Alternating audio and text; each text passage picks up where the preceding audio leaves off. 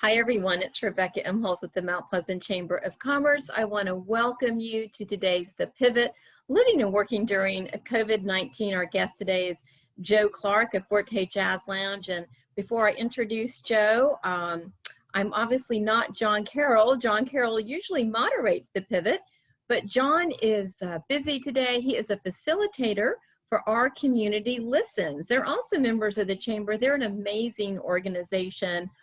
They offer a great experience. It's actually, I think it's a 2 or 3 day workshop on learning how to empathetically listen to others, the importance of that with teams and organizations. So we miss John today, John Carroll today, but he is busy with Our Community Listens. And John, I'll do my best on your behalf. And as we get started, I do want to once again welcome you to The Pivot. It's our weekly series of informational discussions on our local, regional, and national issues in the midst of and following the current pandemic.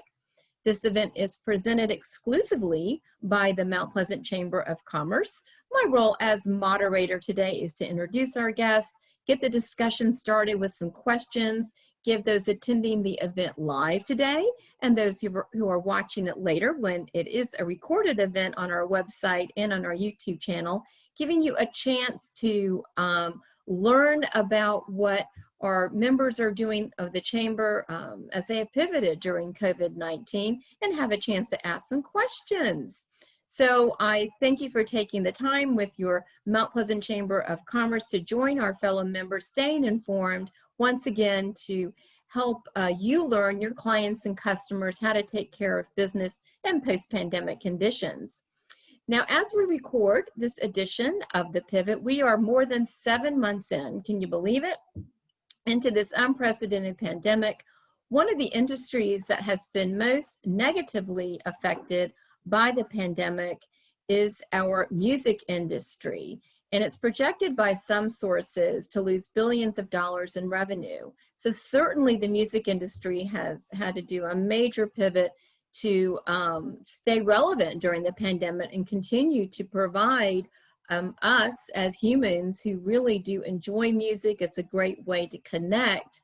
We're going to be talking today about Joe Clarke of the Forte Jazz Lounge and what he has done as owner of Forte Jazz Lounge to stay connected and continue to promote his amazing musical talented as part of the music scene. Joe is founder and owner of Forte Jazz Lounge. It opened in mid-2019 in downtown Charleston, the only all-jazz venue. You may know him as the talent and brains behind the Joe Clarke Big Band. It's a well-known swing-style band. It's performed for years in the Charleston area at weddings, galas, clubs, and the Spoleto Festival, just to name a few. And before opening Forte Jazz Lounge in 2019, Joe was a piano teacher at the Charleston School of the Arts for 19 years. He's also a graduate of the Citadel with a BA in psychology. Joe and his beautiful wife, Rosie, and their family live in West Ashley. Welcome, Joe Clarke, to The Pivot. So nice to have you today. Hello, hello. Thank you for having me. I have been looking forward to this conversation. I've known you for several years now. It's always such a treat to have a chance to talk with you. And I think you're going to share some of your musical talent towards the end of today's segment. So we're looking forward to that. Yeah, that's going to be nice. Very, very nice. So to get the conversation started at this lunchtime hour, tell us about your journey to opening Forte Jazz Lounge. Well, it all started, the seeds start during those gigs at restaurants and weddings and events, and you're playing and you're saying, boy, if I had my own place, I could do this, I could do that. It's, I say this place is built on 1,000 of those daydreams. And then one day I ran into somebody at a gig that I was probably daydreaming, and he said, hey, I've got a space. And so after a few negotiations, a few more deep conversations, we were actually able to sign a little lease starting March of last year.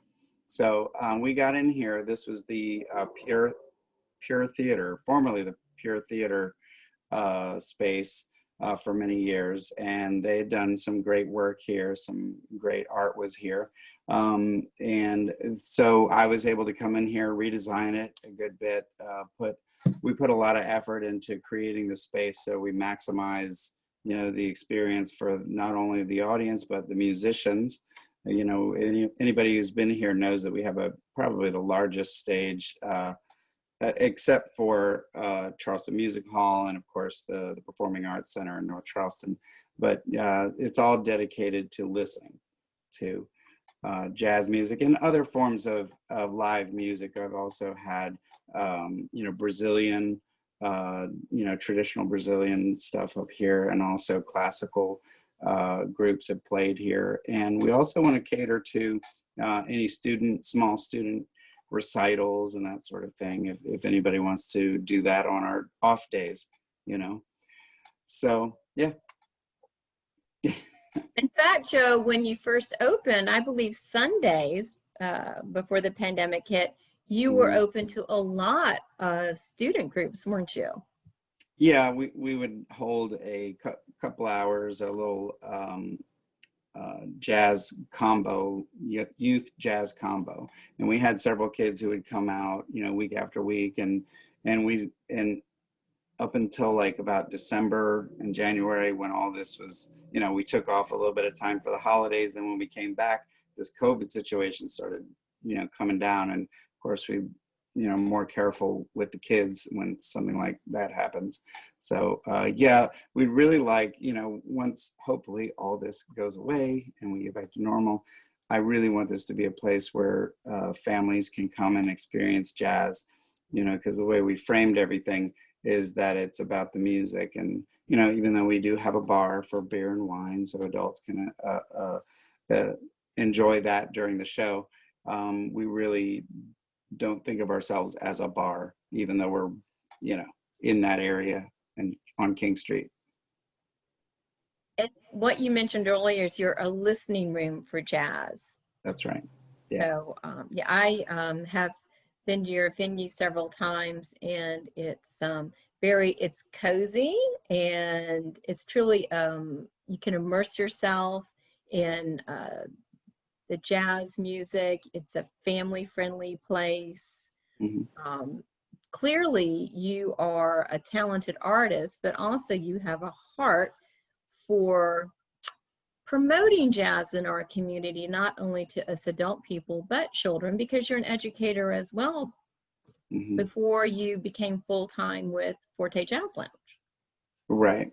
Well, I learned when I was a kid and I was just getting interested in jazz and, even rock and roll, the whole idea of your mind being occupied by creative problems to solve, learning a scale and learning how to use that scale to say something while you're playing in real time is a great way to use your mind as a young person.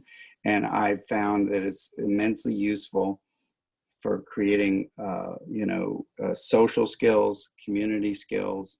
You can't be next to somebody else who also is learning the same thing, playing maybe a different instrument, bass or drums, or doing different things, and come up with something beautiful together.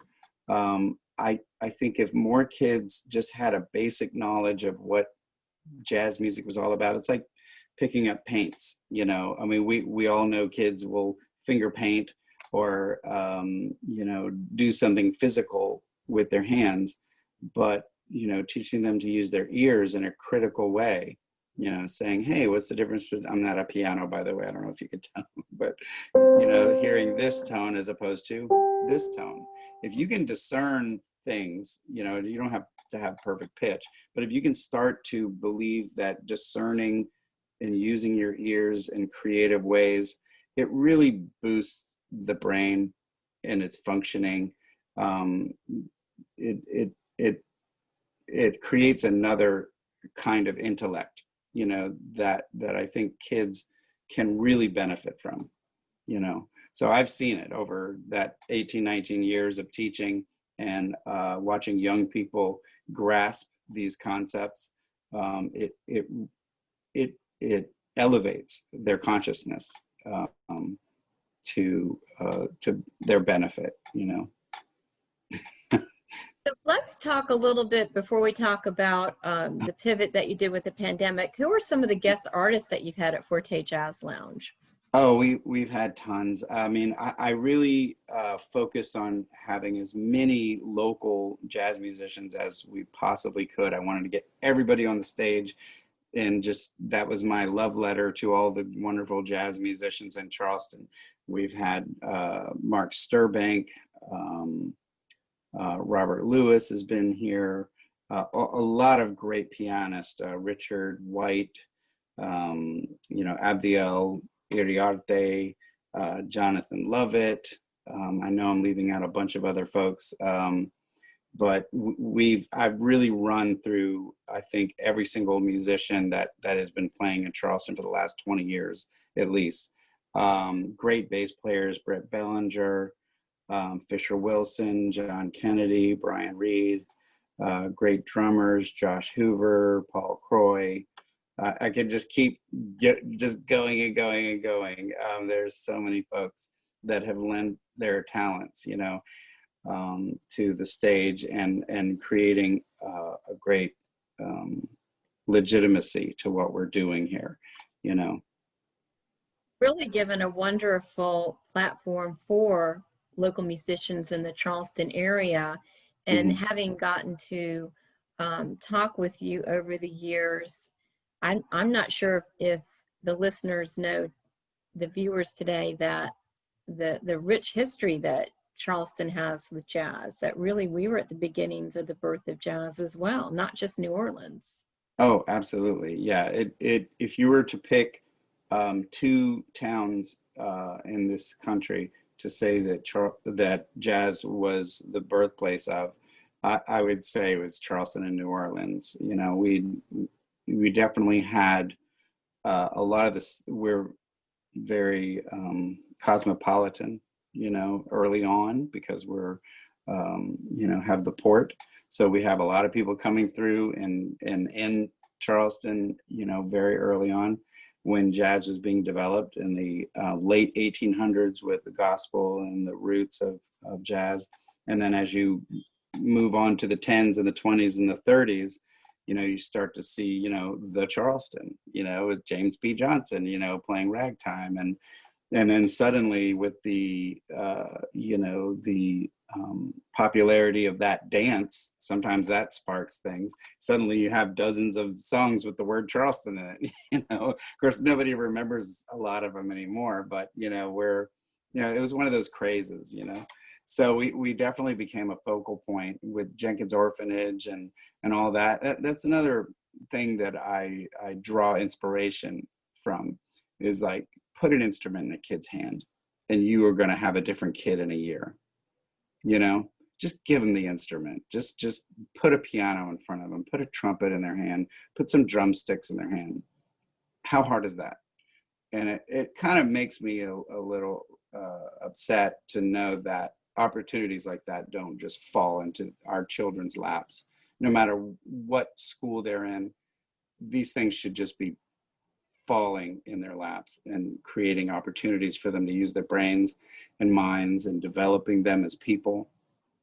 You know, it's I call it the ball theory. You know, you put a kid in a box, okay, in just a big room. You give them a ball and a basket. They're going to figure out. You don't have to give them the rules. They're going to figure out, let's play with the ball and put it in the basket. Let's play a game. You give a kid those instruments and they're going to learn pretty quickly what they can do with it. Now, add to that wonderful teachers, wonderful guidance, and you have something even more special. But just making that first effort. And that's kind of, you know, what I envisioned, you know, when we wanted to do our Sunday youth thing, is having kids just show up and either watching it or, you know, being involved with it, you know.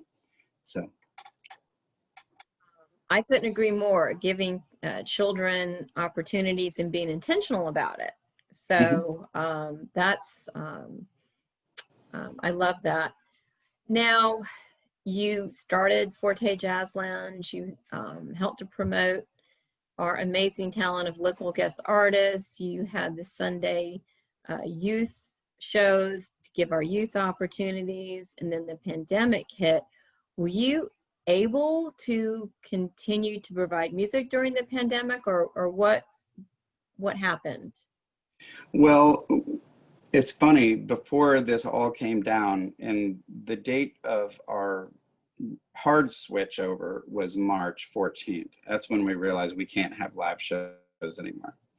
It just really not going to happen. But between January and that time, I was already working on my streaming game. I had purchased one GoPro that said, this is going to turn out to be a review of the GoPro, but it said that all you have to do, touch of a button, it'll connect to Facebook Live. And I'm like, yes, this is it. This is the answer. Click, so glitchy, so weird. Did not work all that well. When it worked, it was great, of course. But a lot of times I was sitting in the back during the breaks, pushing buttons and trying to reconnect, and it was just a nightmare. So I kept searching and consulted with some great friends who were doing some streaming, and we ended up, I'll just give you the quick history here, is we have like 5 webcams. We're still using the GoPros, but in different ways. We're not using their internal streaming capabilities. You see me rolling my eyes. Okay. And capabilities. And then I happened upon a place, RCW Systems. It's a computer building and place you can get, custom computer things made for you. That was inarticulate, wasn't it? But RCW, they're great people. Sean built this computer with me. I said, look, I've got all these peripherals that I need at least 12 USB inputs. And he was like on it. He was like, okay, no problem. So I have this ridiculously powerful computer, because I didn't want to go underpowered and, have everything look all, weird. But he did me right. RCW Systems, that's another plug. So out there in North Charleston.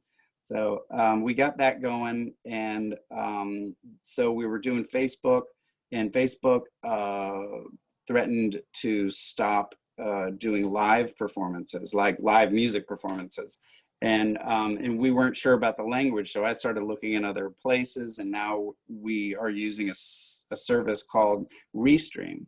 Now, Facebook, turns out, isn't stopping us from doing what we were doing all along. So turns out we're streaming to several different platforms.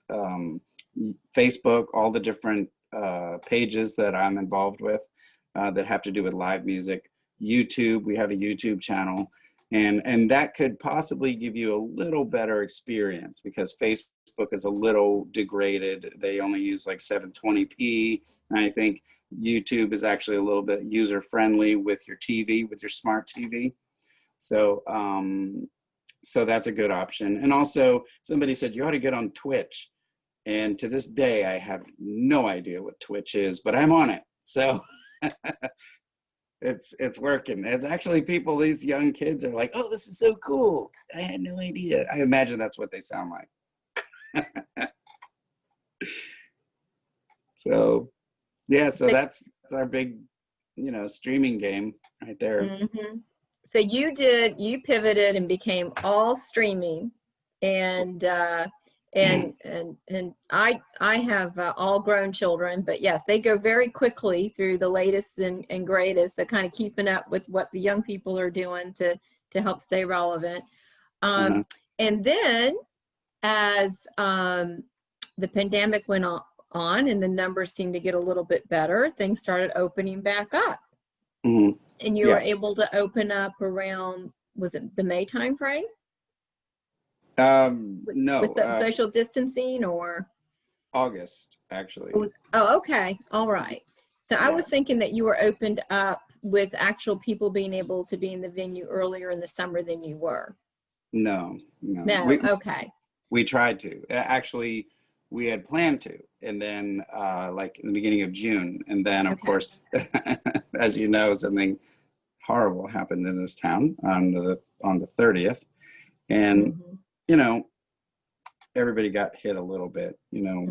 But what I saw the morning of, I believe it was June 1st, right? The next morning after the riot, looting experience, you know, everybody pulled together, and we got our window fixed. I got my door fixed in my office. So, you know, without commenting too much on the political situation, I thought, you know, the way we handled it as Charlestonians, I thought was admirable.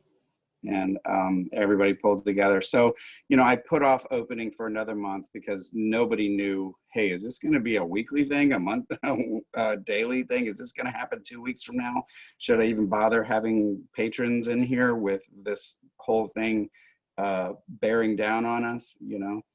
And so, of course, I was concerned about my patrons walking in and out of my building and possibly being accosted or by a, you know, unforeseen situation. So we put off opening for another month, and we ended up opening right around August 1st, I think the night before that. So, and then for that whole month, some nights we had nobody here, and which is wasn't great feeling, you know, but I understood, you know, they had two things going against them, the COVID situation and this whole rioting situation. You know, it still felt very, it was still in the air, you know, I'm losing a word there, but I think you understand. It was in the air, and you just, a lot of folks were just like, nope, not tonight. So, so August was kind of a wash for us, business wise. But I did have some good experiences. We still streamed, you know. I had some musician friends of mine really step up and help me out and come in and play, you know, so we can have something going on. And another thing about the whole virtual situation is the getting paid. We had to get inventive using Venmo and PayPal, and we created a GoFundMe page. And a Patreon page, you know, just hopefully, you know, who knows, you know, who's going to be more familiar with one or the other. So we had to get all those out there. We have all that available. And really all you need to do is get on there and just search Forte Jazz Lounge, and you're going to find that. If you want to contribute, that would be great. Okay. So let's talk about those ways to contribute. Let's list them again. And if they go to fortejazzlounge.com, is that a good starting point for folks? That is a great starting point, because in the top right corner, you have links to the Patreon page. And all you need to do, if you know you're catching all this, is patreon.com and then search Forte Jazz Lounge. Go to gofundme.com and search Forte Jazz Lounge, and you'll see several options, and it'll be pretty obvious which one's ours. And then there's our Venmo, which is Venmo, and search Forte Jazz Lounge. But once again, all of those can be found in the top right-hand corner of the website.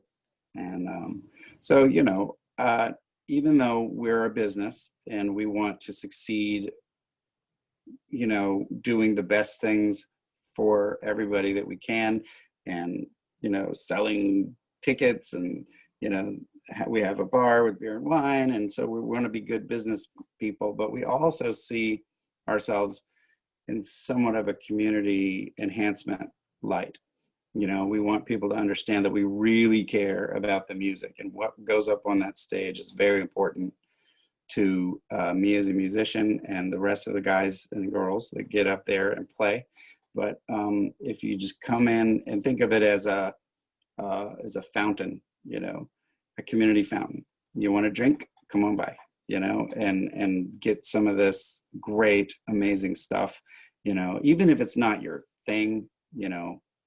I love like classic rock from the 70s and 80s. I listen to that a lot more than probably I listen to jazz, actually. But jazz has a special place because, like I said, it's just one of those things that everybody could get in on some level. You know, listening to something new every night.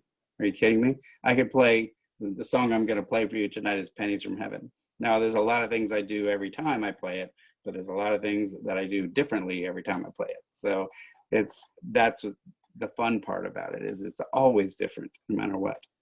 So, well, I love the fact that you brought out that it's really all ages enjoy jazz. I've been in Forte with my dad, who's 90, my son, who's 21, and of course myself. So we had 3 generations of the same family that had a lovely evening, and it's a great way to spend time together and enjoy Charleston and the amazing musical talent we have at Forte Jazz Lounge.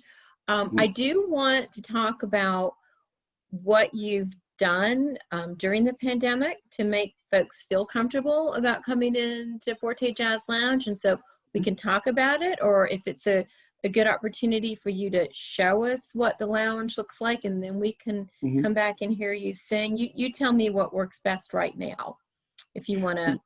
Am I able to flip the camera on this? I don't see that option. I'm looking. Is it under more? No. Or you could tell us, because if you go to your website, you see what the interior looks like, but you have tables distance from each other, I would assume. And what else have you done? Well, I kind of wanted to show you the design I have. Okay. Hold on just a second. I'll be right back. Sure. And this is where I say to you, watching and listening, that I don't sing or dance. So. Okay. So yay, he came back. Yay. I had this made up. This is a little of the room. And as you can see, this is the number of people. All those check marks are folks that came out. That's our stage with the piano there. That's obvious, right? And these are the couches, as you can see in that section. And they're all separated by, I'm trying to look at the thing too. They're all separated. Hello? Okay. They're all separated by 5 feet. It doesn't look like it in the picture, but they are. And then those little ovals and the squares right there are in the middle are tables. Now, as you can see, there's a group right there with 3 checks. Those people are all together. And so what we did was we blocked off this guy and blocked off these so that they didn't have anybody around them. And you see, we placed everybody, you know, just separated them. And then we, you know, if we seat a few people here, we'll block off these chairs, you know what I'm saying? So these are the general sections right there. And so, and, you know, being that we are a jazz club, we don't get a lot of people in here. So it's not like a throngs of people we have to manage. It's just, I hope that's clear. Was that clear? Yes. Okay. So they can, when they make a reservation or buy tickets online, can indicate how many in their party, and then you accommodate them. And in the new term called the bubble, so that they're with people that they're comfortable with in their bubble. Okay, that's really great to know. So that's being able to come hear you at Forte Jazz Lounge. Now, are you doing any offsite events? Because you are the brains and talent behind the Joe Clarke Big Band and the Joe Clarke Trio. So are you doing some offsite events? Are you available for that? Not for public consumption. A good number of our performances for like private events have been canceled. In fact, I had one canceled yesterday, which is not fun. But, you know, I feel like what we're doing here, you know, we're doing the social distancing. We have hand sanitizers. We have the mask rule, which is as long as you're walking around, please have a mask on. And when you sit down, you can take it off. So we're doing everything we can and to keep people, you know, respectful of other people's space. That's really that's all you can do nowadays, and so far so good. Everybody, all kinds of folks feel different ways about what's going on, but so far everybody's been sure, no problem. Nobody's given us any flack about having to wear a mask while you're around. It's like, I know it, we all, no matter what, we all feel a little ridiculous walking around with masks on, but on a personal note, I feel like I'm not going to get used to not making faces at people without the mask. So I'm going to forget that I'm not wearing a mask. And when I pass by somebody, I'm going to go, like that. They're not going to, they're going to suddenly see what I've been doing to them for months now. That's not good. Yeah. We'll have to practice not wearing a mask for a while once that day finally comes, cannot come soon enough. So in the time we have left, I would love for you to share your talent with us before we have some closing thoughts. And you said pennies from heaven, you're gonna share with us today. And I'm gonna mute my audio and my video so those watching and listening can enjoy Joe Clarke. Okay.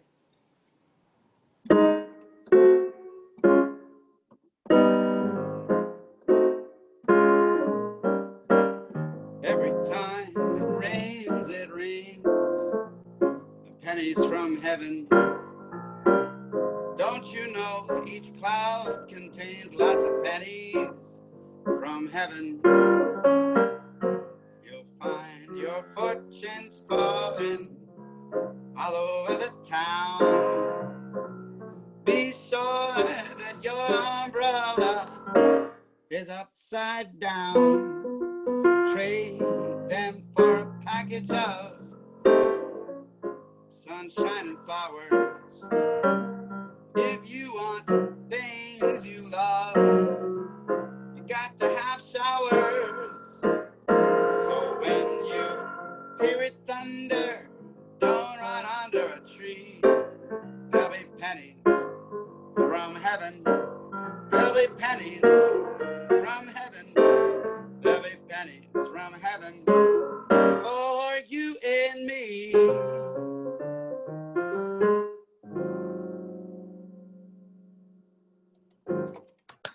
Yay. Thank you so much, Joe. Before we end the pivot today, any final closing thoughts, remarks?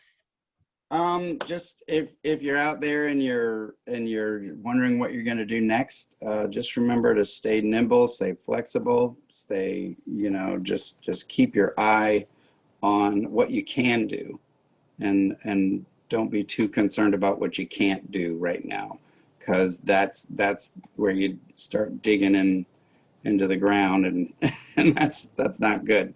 So keep climbing and keep working on solving the problems and adapting to the new situation, and be understanding about other people's situation, and just keep going. Can't stop. Excellent advice. And the best way for people to reach you, I'm going to put that in the chat box. Is it Forte Jazz Lounge, perhaps? Yeah. That's the best way to reach you? Yeah, Joe at fortejazzlounge.com. That's my email. Okay. Or info at fortejazzlounge.com. Okay. All right. Make sure I've got this. There we go. Do I have a second to mention something else? Yep, please. We have time. Go ahead. Okay. So my wife and I, my family, we love going to movies. And as you can see, Regal is closing up. I mean, it's terrible what's going on with the movie industry right now. So we thought, hey, we've got this space with the state-of-the-art audio. Why don't we just get, and they're extremely affordable. You can get a screen, a pull-down screen, big giant one, 120 inches. That's big to me. So we thought we'd get a nice projector and a screen and start going to our own movie theater, you know, like here at Forte Jazz Lounge. And then my wife and I were thinking, why don't we, I'm sure a lot of folks are in the same situation as us. If somebody wants a family night out, we got the couches, right? We got all this stuff. So, you know, if somebody wants a family night out, and you just want to come out and on a Monday or Tuesday when we're closed, we'll throw in a DVD for you, you know, and bring a DVD and we'll put that thing in there. But I thought that would be a nice little thing to see families doing that, you know. And if you have a family of about 100 people, well, sorry, we have to cut that in half. But we're here for you. So if you want some space to have some family time, think about us too for that. I love that. Thank you so much, Joe. That's a great idea. Great conversation today. Thank you, Joe Clarke, owner of Forte Jazz Lounge. Thanks to all of our chamber members with us live and those catching us on the recording. A big thank you to the Mount Pleasant Chamber of Commerce for supporting the Pivot. Make it a great week. And as always, Joe, wonderful to see you and hear from you as well. So thanks again, Joe, for being our guest today on the Pivot. Check out Joe, fortejazzlounge.com, and you're at the corner of King and Ann. King and Ann. So thank you so much. Make it a great week. All right. Thank you. Thanks.